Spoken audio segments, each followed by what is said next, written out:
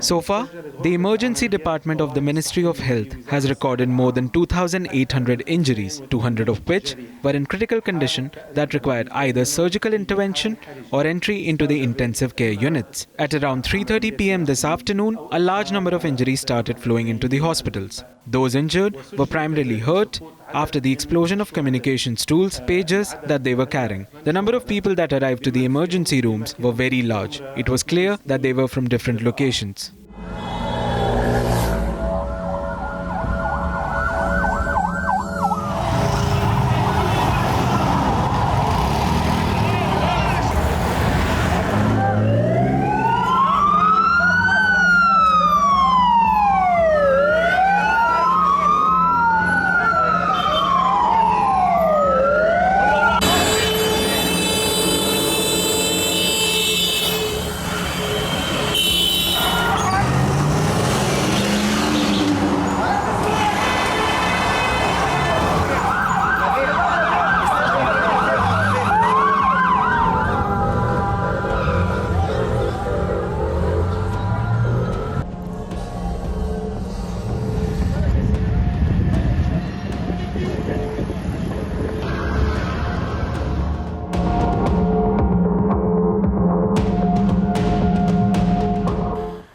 This kind of operation was never seen in the region, that from afar there is actually an operational achievement to damage 3,000 hands that can pull the trigger and press the button of launching rockets to over here towards Israel.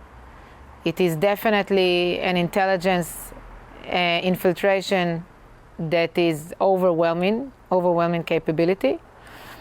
But I think the greatest achievement here is the confusion that it created among Hezbollah, the psychological damage among Hezbollah, and the fact that somebody can cause that much of a damage without even invading into Lebanon.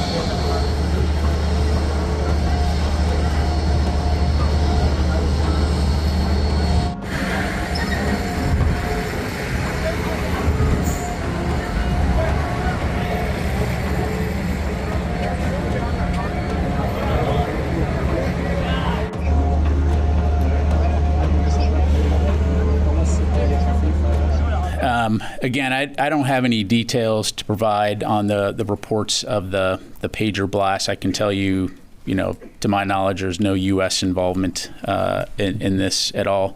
Again, it's something that we're monitoring. And in terms of potential escalation, I go back to what I said earlier in terms of a key focus for this department and the U.S. government writ large is on working with partners in the region, to include Israel, to prevent the conflict between Israel and Hamas from spiraling into a wider conflict. And that includes the tensions along the Israel-Lebanon border. And so we'll continue to strongly advocate for a ceasefire and the release of the hostages, and we'll continue to strongly advocate for a diplomatic resolution to the tensions that we're seeing along the Israel-Lebanon border.